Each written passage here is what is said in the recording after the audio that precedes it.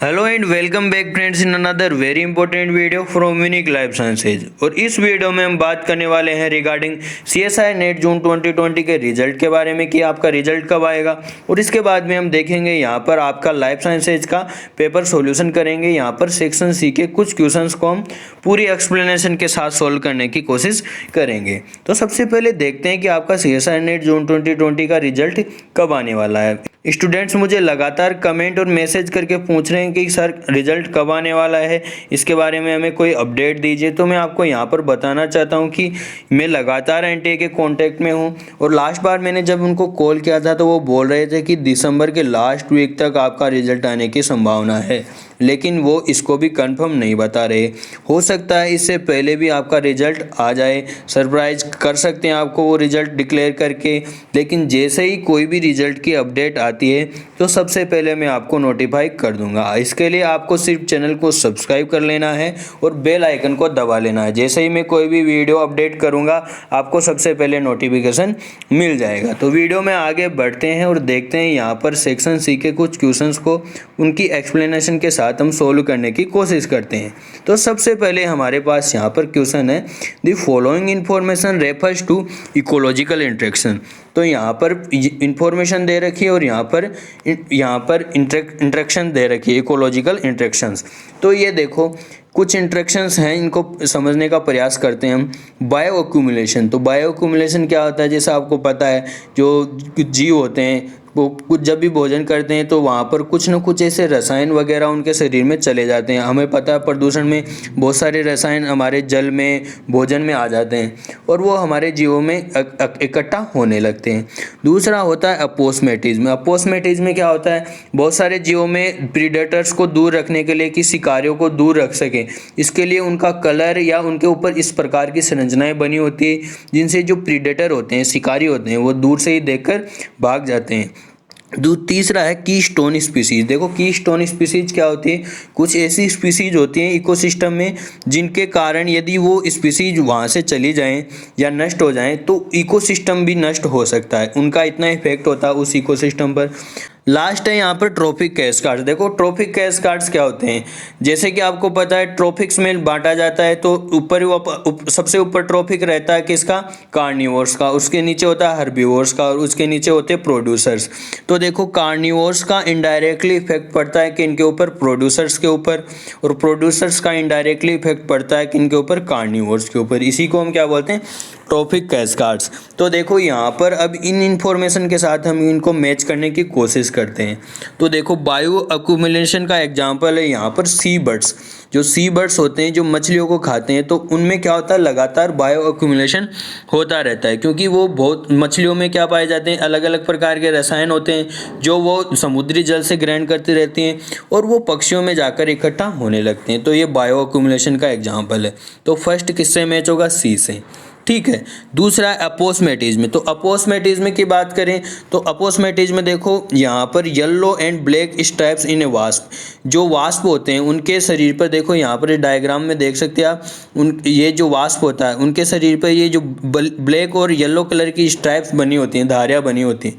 ये क्या करती हैं, जो प्रीडेटर्स होते हैं, जो पक्षी होते हैं, उनको दूर से ही भगा देती हैं। कि ये जो धारियाँ होती हैं वो इसका निशानी होती है कि ये आपके ऊपर अटैक कर सकता है, तो प्रीडेटर्स इससे दूर रहते हैं। तो यहाँ पर डी मैच होगा किससे, सेकंड से, ठीक है। इसके बाद में कीस्टोन स्पीसीज की बात करें तो बीवर्स, जो जिनको उदबुलाव भी बोलते हैं, जो नॉर्थ अमेरिका में हो पाए जाते हैं ज़्यादा, तो कीस्टोन स्पीसीज है वहाँ की। बीवर्स क्या होते हैं, keystone species. Beavers keystone species क्या होती है कि ये जहाँ पर पाए जाती हैं वहाँ पर विशेष प्रकार के नेस्ट वगैरह तैयार करती है। इस डायग्राम में आप देख सकते हो। तो वहाँ पर कुछ वेटलैंड्स का निर्माण करती है। इसलिए यदि ये स्पीसीज वहाँ से नष्ट हो जाएं तो हो सकता है वो इकोसिस्टम ही वहाँ पर नष्ट हो जाएं। तो बीवर्स क्या है, इकोसिस्टम, ये कीस्टोन स्पीसीज है। इसके बाद में लास्ट है ट्रॉफिक कैस्काड्स। तो ट्रॉफिक कैस्काड्स, अब देखो लास्ट ऑप्शन बचा है यहाँ पर, best introduction into aquatic system. तो एक्वेटिक सिस्टम में जब बेस स्पीसीज को इंट्रोड्यूस करवाया जाता है तो उसमें क्या होता है, ट्रॉफिक कैस्काड्स उत्पन्न होता है। क्योंकि ये मांसाहारी मछलियाँ होती है, जब मांसाहारियों की संख्या बढ़ेगी तो यहाँ पर डायरेक्टली किस पर इफेक्ट पड़ेगा, जो प्राइमरी प्रोड्यूसर हैं उनके ऊपर इफेक्ट पड़ेगा। तो यहाँ पर सही ऑप्शन क्या होगा, यहाँ पर सी से मैच हो रहा था क्या फर्स्ट, डी से मैच हो रहा था सेकंड, बी से मैच हो रहा था थर्ड, तो ये ऑप्शन हो गया आपके पास, ये होगा ए से मैच हो रहा था फोर्थ, तो ए में फोर्थ, बी में थर्ड, सी में फर्स्ट और डी में सेकंड, तो आपका सही आंसर ये होगा। इसके बाद में हम दूसरा क्वेश्चन देखते हैं। दूसरा क्वेश्चन है अपेंडिक्स मैस्कुलिना इज फाउंड इन। तो ये जूलॉजी वाले स्टूडेंट्स के लिए सबसे आसान क्वेश्चन है। देखो अपेंडिक्स मैस्कुलिना पाई जाती है पेलियोमोन में। अब देखो यहाँ पर सबसे पहले मैस्कुलिना टर्म दे रखा है, तो इसका मतलब ये मेल से संबंधित है। तो यहाँ पर ऑप्शन में सभी मेल ही दे रखे हैं, लेकिन यहाँ पर देखो बोथ सेक्सेज ऑफ पोलियोमन, तो बोथ सेक्स में तो नहीं पाई जाती।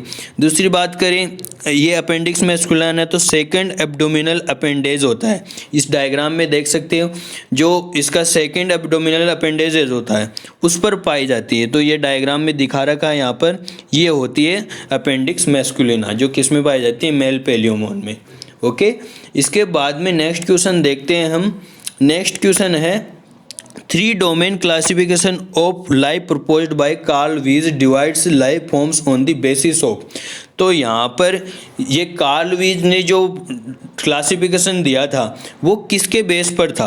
तो देखो कार्ल वीज ने जो क्लासिफिकेशन दिया था वो आरआरएनए के बेस पर दिया था, 16S आरआरएनए के बेस पर दिया था। और इन्होंने जो बैक्टीरिया, आर्किया और यूकेरियोटा में इनको डिवाइड किया था। तो यहाँ पर सीधा सा ऑप्शन दिखाई दे रहा है आपको, ribosomal rRNA and protein sequencing के आधार पर क्या किया था, इन्होंने क्लासिफिकेशन दिया था। तो ये इसका सही आंसर होगा। इसके बाद में हम नेक्स्ट क्वेश्चन देखते हैं। यहाँ पर the following statements were made to describe the role of Gibbs free energy. तो यहाँ पर गिब्स फ्री एनर्जी के बारे में 4 स्टेटमेंट दे रखे हैं और लास्ट में पूछ रहा है कि करेक्ट स्टेटमेंट्स इनमें से कौन से हैं। तो सबसे पहला स्टेटमेंट हम पढ़ते हैं, reaction can take place spontaneously if del G is negative. तो देखो ये बिल्कुल सही है कि जब भी डेल जी नेगेटिव होता है तो रिएक्शन स्पॉन्टेनियसली चलेगी। इसके बाद में दूसरा है reaction can take place spontaneously if del G is positive. तो ये गलत है कि डेल जी पॉजिटिव होगा तो रिएक्शन कभी भी स्पॉन्टेनियस नहीं होगी। इसके बाद में सी है del G provides no information about the rate of a reaction. ये भी सही है कि डेल जी इस पर डिपेंड नहीं करती है कि रेट ऑफ रिएक्शन का क्या होगा, इस पर बिल्कुल भी डिपेंड नहीं करती है। तो ये जो सी स्टेटमेंट है वो सही है। Del G estimates provides the rate of a reaction, तो ये भी बिल्कुल गलत है। रेट ऑफ रिएक्शन के बाद में कोई भी एस्टिमेशन प्रोवाइड नहीं करवाती है। तो इसका सही ऑप्शन क्या हुआ है, ए और सी। तो सही आंसर होगा फर्स्ट इसमें ए और सी। तो इस वीडियो में हम इतने ही क्वेश्चन सोल्व करेंगे। तो यदि आपको वीडियो अच्छा लगा तो वीडियो को लाइक कर दीजिए और चैनल को सब्सक्राइब कर लीजिए, क्योंकि यदि आप CSI नेट लाइफ साइंसेज से प्रिपरेशन कर रहे हैं तो ये चैनल आपके लिए बहुत ही ज़्यादा हेल्पफुल साबित होने वाला है, क्योंकि इस पर मैं लगातार आपके CSI नेट लाइफ साइंसेज से संबंधित वीडियो ट्यूटोरियल्स लगातार यूनिट वाइज डाल रहा हूँ। वीडियो को लाइक कर दीजिए और चैनल को सब्सक्राइब कर लीजिए। तो मिलते हैं इसी प्रकार के नेक्स्ट वीडियो में, तब तक के लिए धन्यवाद, टेक केयर, बाय।